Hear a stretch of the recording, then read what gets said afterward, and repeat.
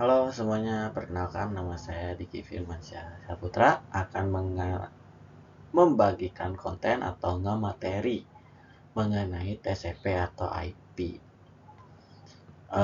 Semoga bermanfaat dan nggak usah berpanjang lebar lagi, mari kita mulai. TCP atau IP, Transmission Control Protocol atau Internet Protocol.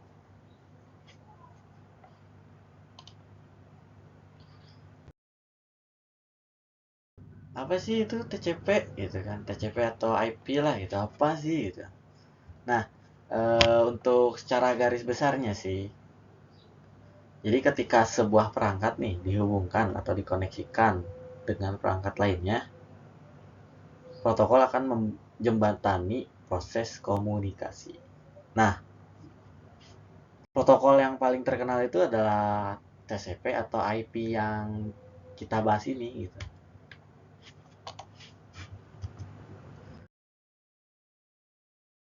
Jadi, TCP/IP itu adalah suatu standar komunikasi data dalam jaringan komputer yang digunakan untuk proses pertukaran data antar perangkat.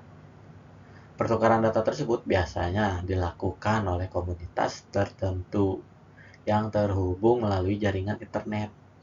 Jadi dengan kata lain terlebih dari satu lah gitu. Jadi perangkat satu sama perangkat yang lainnya gitu kan. Nah, di terhubung dan berinteraksi atau berkomunikasinya itu ya menggunakan TCP sama IP ini gitu. Nah, TCP IP ini ya ngatur gitu, ngatur perangkat atau pengguna agar bisa menjalin komunikasi. Nah, TCP IP ini ya dikembangkan kalau nggak salah ya pada akhir dekade 1970-an kalau nggak salah ya. Nah, sebagai protokol standar sih untuk membentuk WAN. WAN itu apa sih? WAN itu Wide Area Network yang eh, fungsinya hampir sama kayak LAN ya, Local Area Network. Nah, bedanya WAN ini lebih luas jangkauannya daripada LAN gitu. Dari negara Indonesia misalnya ke negara Singapura. Contohnya aja gitu, kayak gitu. Lalu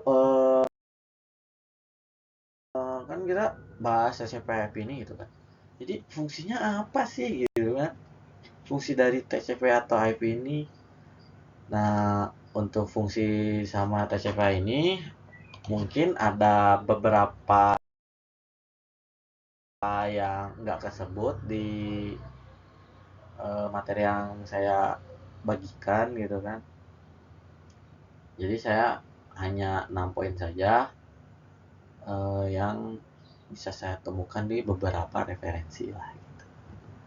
Jadi yang pertama ada mengirim file atau berkas transkripsi, yang kedua melakukan fitur name server, yang ketiga meskipun terkendala jarak, pengguna masih dapat masuk akses dengan cara remote login di komputer lain. Yang tadi yang awal, perangkat satu dan perangkat lain. Terus ada menjalankan perintah massal pada produk yang hampir sama di semua perangkat yang tergabung dalam jaringan. Bisa disebut remote execution juga sih. Gitu. Terus menerima atau mengirim komputer mailing. Yang terakhir melakukan sharing file dengan memanfaatkan fitur network file system atau bisa disingkat NFS.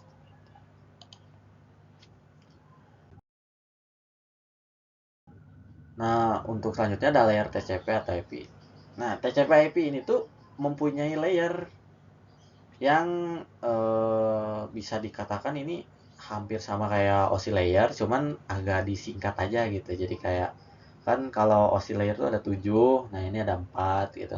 Nah, ketujuh ini tuh eh, semuanya ada di 4 4 layer ini tuh. Cuman disatuin aja sih.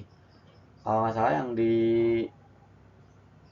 yang dipisah itu cuman yang bener-bener satu ya. Yang dipisah tuh kayak network layer sama transport layer sih kalau nggak salah ya. Mohon maaf kalau salah. Nah, ada 4. Yang pertama application layer, kedua transport layer, yang ketiga network layer, yang keempat interface layer. Oke, lanjut. Yang pertama, application layer. Nah, application layer atau lapisan aplikasi merupakan lapisan dasar. Nah, dasar ini tuh dasar dari mana sih kan? Tadi harusnya kan yang pertama network interface layer. Nah, cuman saya balik aja gitu. Jadi application layer tuh paling bawah. Lanjut, jadi lapisan dasar dalam protokol TCP/IP. Nah, pada layer ini protokol memiliki kontak dengan pengguna komputer secara langsung. Aplikasi yang digunakan, pengguna akan mempengaruhi jenis protokol lanjutannya. Misal, ketika kamu membuka dan menjalankan web browser, maka perangkat akan menjalankan protokol HTTP secara otomatis. Selanjutnya ada transport layer. Nah, pada transport layer atau lapisan transportasi memiliki fungsi untuk memastikan setiap komunikasi dalam jaringan berjalan lancar. Transport layer berada satu tingkat di bawah atau di atas lapisan aplikasi dengan dua protokol utama yaitu TCP dan UDP. Nah, TCP ini ya berperan sebagai pengamanan dalam pengiriman data, sementara UDP itu sebagai untuk memungkinkan data dapat dikirim secara cepat. Untuk analoginya sih kayak jasa pengiriman barang ya. Jadi kan pada jasa pengiriman barang tuh kalau kita mau ngirim barang harus bukan harus pasti ada asuransi keamanan keamanan seperti pelacakan barang gitu kan, sama durasi durasi pengiriman. Nah, untuk masalah pengamanan data ini ya mirip-mirip kayak TCP ya. Nah, untuk UDP paling ya tadi jadwal pengiriman barangnya gitu kan. Memungkinkan dikirim secara cepat kah atau enggak gitu. Selanjutnya network layer. Nah, network layer ini atau bisa disebut internet layer atau juga lapisan jaringan gitu kan, merupakan proses di mana setiap perangkat komputer diberikan identitas berupa IP address. Nah, pemberian IP address ini tuh berperan kayak alamat gitu yang berguna untuk mengkoneksi sejumlah perangkat dalam jaringan. Selain itu juga, IP address juga dapat mencegah terjadi kesalahan alamat ketika dilakukan pengiriman paket. Jadi pada prosesnya tuh network layer tuh memecah data yang akan dikirim sesuai ukuran media yang akan dilalui. Pecahan data tersebut kemungkinan dienkapsulasi atau dibungkus hingga akhirnya dikirim ke alamat tujuan berdasarkan IP address dan jalur paketnya masing-masing. Untuk mudahnya sih lanjutan yang tadi yang jasa pengiriman barang. Nah, si network layer ini tuh kayak alamatnya rumah kita gitu. Jadi alamat rumah kita tuh di mana gitu. Biar nggak salah tujuannya gitu. Jadi alamatnya tuh sampai tujuan gitu tercapai gitu. Nah, untuk yang terakhir ada network interface layer. Nah, network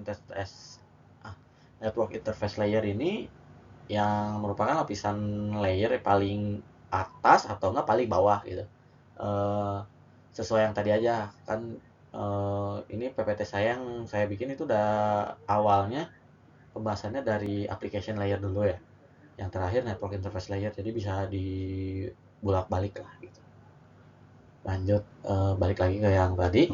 Jadi untuk lapisan antarmuka jaringan ini merupakan bagian yang melakukan interaksi dengan perangkat langsung gitu. Jadi perangkat langsung tuh kayak gimana sih? Jadi kayak kita sebagai pengguna gitu nggak akan bisa ngelihat, cuman yang bisa melakukan interaksinya itu kayak hardware-nya sendiri gitu. Jadi kayak hardware atau dalam hal ini gitu kan komputer gitu kan memiliki peran untuk mendukung proses transmisi gitu kan, data terbentuk sinyal. Nah, sinyal tersebut dikirimkan melalui media kabel atau nganir kabel gitu. Nah, ini untuk analoginya sih sebenarnya kayak apa ya? Kayak jalan gitu, jalan menghubungkan jalan satu ke jalan yang lain gitu. Mudahnya seperti itu aja sih gitu. Selanjutnya ada keunggulan TCP IP. Nah, untuk keunggulan TCP IP ini yang saya ambil cuman beberapa ya. Mungkin masih banyak keunggulan-keunggulan lain yang dirasa manfaatnya besar dan mungkin juga diterima langsung manfaatnya gitu. Nah, untuk yang saya ambil sih ada 6 poin ya. Yang pertama, TCP IP ini protokolnya tuh ringan gitu. Jenis protokolnya tuh ringan. Jadi penggunanya tidak akan memberatkan perangkat maupun jaringan. Yang kedua, jaringan komputer internet dapat dibangun dan diterapkan di berbagai jenis perangkat komputer. Yang tadi tuh yang awal-awal, perangkat satu ke perangkat kedua. Gitu. Tidak memerlukan bantuan tenaga ahli. Nah ini tuh maksudnya gimana sih? Jadi kayak mengoperasikan TCP atau IP ini terbilang cukup mudah ya, meskipun mungkin nggak semudah main TikTok tuh nggak mungkin ya. Jadi sehingga dapat dioperasikan secara mandiri. Yang keempat, membantu pengguna bekerja secara independen dari sistem operating system atau bisa disingkat OS. Yang kelima, membantu klien server arsitektur yang lebih terstruktur. Yang terakhir atau yang keenam, TCP atau IP ini juga sudah support berbagai jenis routing yang berbeda. Keunggulan TCP atau IP ini merupakan pembahasan terakhir dari materi yang saya sampaikan ya.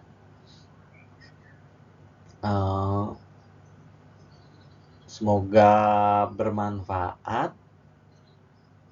Mohon maaf bila ada kesalahan atau ada salah kata. Semoga dimaafkan ya. Saya Diki Firmansyah Saputra, pamit undur diri dan terima kasih. Assalamualaikum warahmatullahi wabarakatuh.